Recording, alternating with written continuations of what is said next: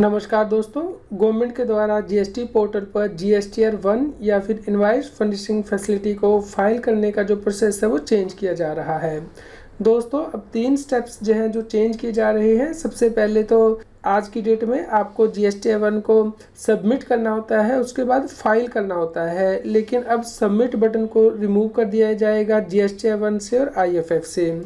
इस प्रकार अब रिकॉर्ड तभी फ्रीज होंगे जब आप जीएसटीआर 1 को फाइल कर देंगे। आज की डेट में जब आप सबमिट कर देते हैं तो उसके बाद आप कोई एडिशन नहीं कर सकते हैं, जीएसटीआर 1 में रिकॉर्ड फ्रीज हो जाते हैं। उसके बाद आपको वन टाइम पासवर्ड या फिर डिजिटल सिग्नेचर सर्टिफिकेट के साथ रिटर्न को फाइल करना होता है। लेकिन अब जैसे ही आप फाइल बटन पे क्लिक कर देंगे तो उसके बाद आपके रिकॉर्ड फ्रीज हो जाएंगे। उसके बाद आप जीएसटीआर 1 में कोई चेंज नहीं कर पाएंगे और जो प्रोसेस है जीएसटीआर 1 को और आईएफएफ को फाइल करने का वो भी सिंप्लीफाई किया जा रहा है। जैसे कि आप यहाँ स्क्रीन पे देख पा रहे हैं कि अब डाउनलोड समरी के साथ ही आपको फाइल स्टेटमेंट का बटन दिखाई देगा। आज की डेट में आपको पहले सबमिट करना होता है, फिर फाइल करना होता है, लेकिन अब डायरेक्टली आप स्टेटमेंट को फाइल कर पाएंगे। दोस्तों, दूसरा जो चेंज है वो है कंसोलिडेटेड समरी का, यानी कि अब आपको जीएसटीआर 1 में टेबल वाइज समरी प्रोवाइड की जाएगी टैक्सेबल वैल्यू की और टैक्स अमाउंट की। इस प्रकार अब जीएसटीआर 1 जो आपको जीएसटी पोर्टल पे दिखाई देगी वो उसी फॉर्मेट में होगी जो कि जीएसटीआर 1 का नोटिफाई किया गया है।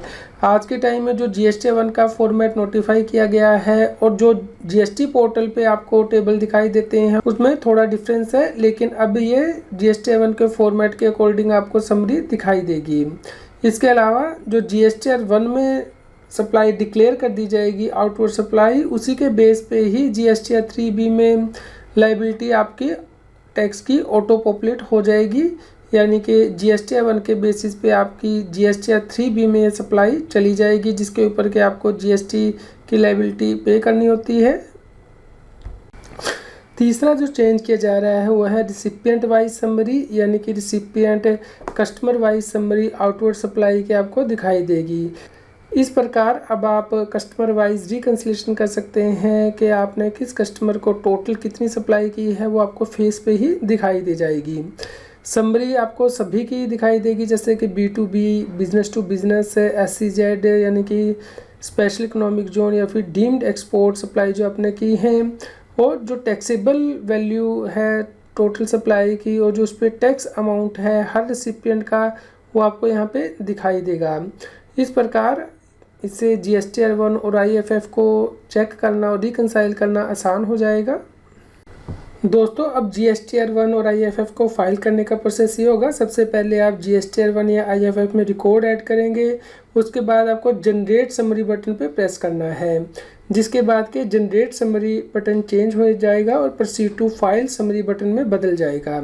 उसके बाद आपको proceed to file summary button पे प्रेस करना है और वेरीफाई करना है फाइल स्टेटमेंट पे क्लिक करके, और उसके बाद आप उसे फाइल कर सकते हैं यूजिंग डिजिटल सिग्नेचर सर्टिफिकेट या फिर इलेक्ट्रॉनिक वेरिफिकेशन कोड। दोस्तों, अब आप जीएसटीआर 1 और आईएफएफ की समरी को डाउनलोड कर पाएंगे पीडीएफ फॉर्मेट में, जैसे कि आप अपनी स्क्रीन पे देख पा रहे हैं। यहाँ पे डाउनलोड समरी पीडीएफ का बटन दिया होगा जिससे कि आप डाउनलोड कर पाएंगे।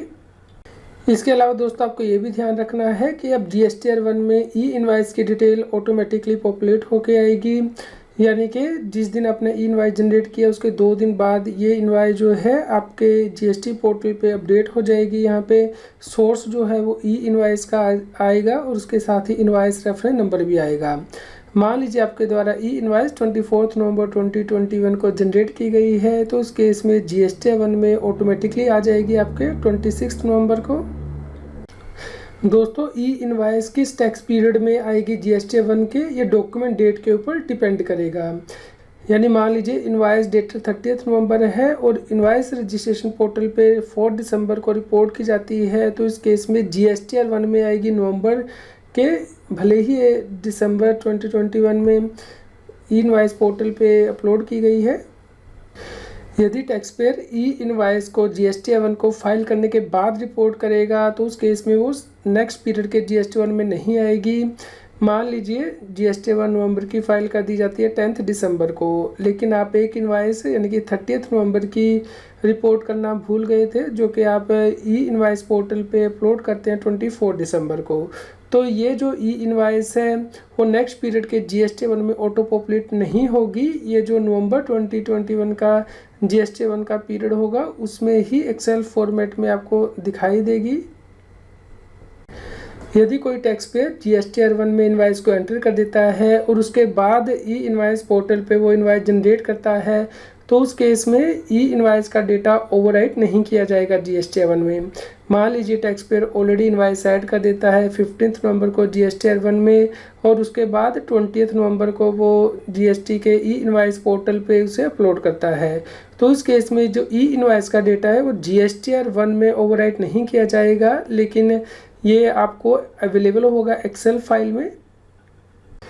GST पोर्टल पे ई इनवाइस का आपको सोर्स लिखा होगा, इनवाइस रेफरेंस नंबर होगा और इनवाइस रेफरेंस नंबर डेट होगी। दोस्तों जो ई इनवाइस का डेटा GST 1 में आएगा उसे आप एडिट भी कर सकते हैं, लेकिन जैसे ही आप एडिट प्रेस कर देंगे तो उस केस में जो इनवाइस रेफरेंस नंबर है और इनवाइस रेफरेंस नंबर डेट वो डिलीट कर दी जाएगी, क्योंकि ये माना जाएगा कि आपने मैन्युअली एंटर किया है।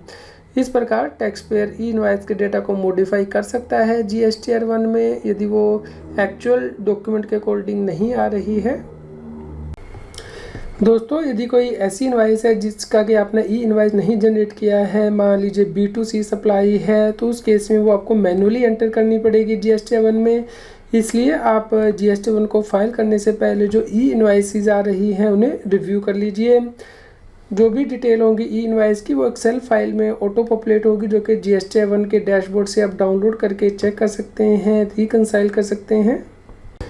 दोस्तों आप ई इनवाइस को कैंसिल भी कर सकते हैं इनवाइस रजिस्ट्रेशन पोर्टल पे जाके 24 आवर के अंदर। तो उस केस में जो GSTR 1 में आपकी सेव्ड डॉक्यूमेंट था वो अब डिलीट कर दिया जाएगा और जो एक्सेल फाइल होगी उसमें भी स्टेटस जो है वैलिड से कैंसिल का आ जाएगा।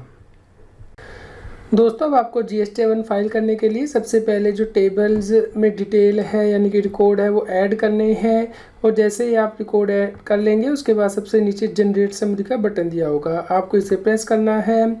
उसके बाद थोड़ी देर में आप रिफ्रेश कर सकते हैं इस समरी को, और उसके बाद जब आप नीचे जाएंगे तो उस केस में जो बटन है वो अब प्रोसीड टू फाइल समरी में चेंज हो जाएगा।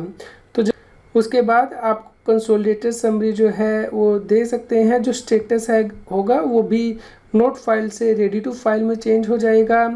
और जब आप नीचे ये समरी देख पाएंगे, जैसे कि B2B रेगुलर सप्लाई की समरी यहाँ पे आप देख सकते हैं, यहाँ पे जो रिसिपिएंट वाइज समरी के लिए ड्रॉप डाउन एरो दिया गया है इसे चेक कर सकते हैं।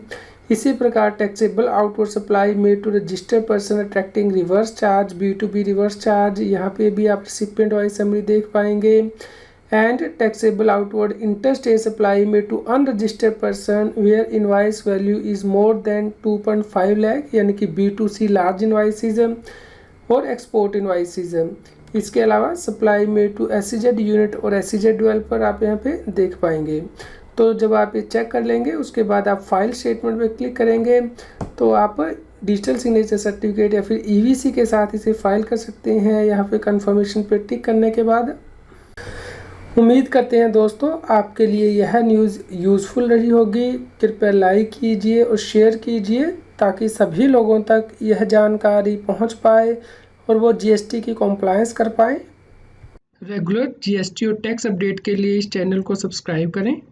फ्रेंड्स आप TDS, इनकम टैक्स, GST और अकाउंटिंग सॉफ्टवेयर ऑडिट ट्रेल के साथ कॉम्प्लायंस आसानी से कर सकते हैं। इन सॉफ्टवेयर के डेमो देखने के लिए आप हमें मोबाइल नंबर के साथ ईमेल कर दीजिए taxil@gmail.com पर।